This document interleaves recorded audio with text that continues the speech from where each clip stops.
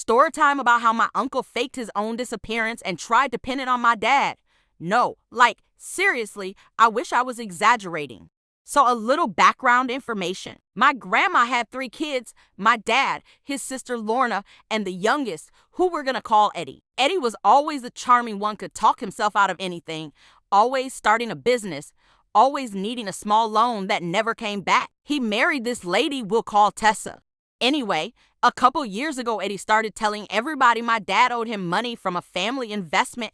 Mind you, the investment was Eddie selling knockoff speakers out of his trunk. My dad was like, "Sir, be serious." Eddie didn't like that. He and Tessa stopped coming to holidays, blocked half the family, and started posting weird subliminals like, "Blood ain't thicker than betrayal." Then Eddie vanished, like full on gone. Phone off, car left at the park and ride, wallet in the glove compartment, his wedding ring in a little coin cup like a dramatic movie prop. Tessa called all of us crying, saying she woke up and he never came home from his meeting. Local news picked it up. His selfie hit the local news and gas pumps. At first, we were terrified. Then things got sketchy. Tessa kept bringing up my dad like every conversation somehow circled back to, "Well, Eddie and your brother argued about that money." She even told a detective that my dad has a temper. My dad, the man who apologizes to furniture when he bumps into it. Be for real.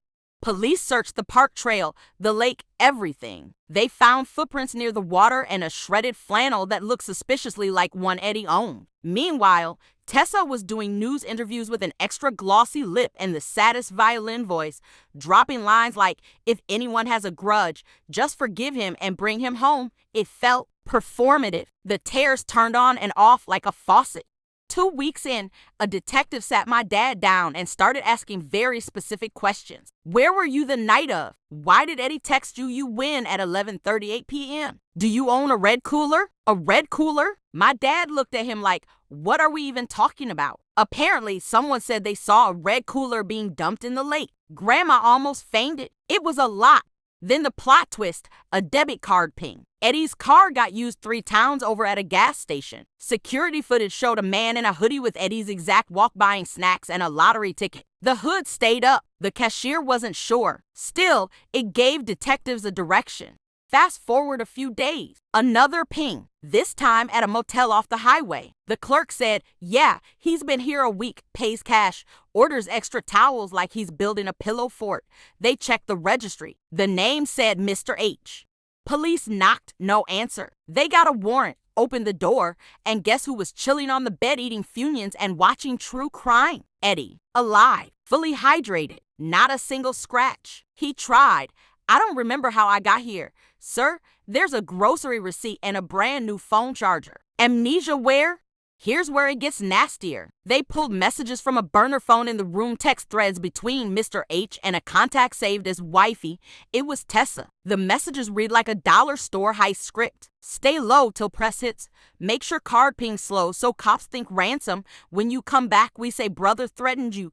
Check, check, check." They were staging breadcrumbs to make it look like my dad scared him into running. And the red cooler? A screenshot in the phone of a Craigslist post selling props for film projects, including a ripped flannel and, yes, a red cooler with fake stains. They were building a narrative. So police bring them both in. Tessa shows up in a cardigan, clutching a Bible like an accessory, and immediately starts with the "I'm a wife in grief" monologue. Then the detective slides the printouts across the table. Those little blue massage bubbles sang. The grief evaporated right off her face.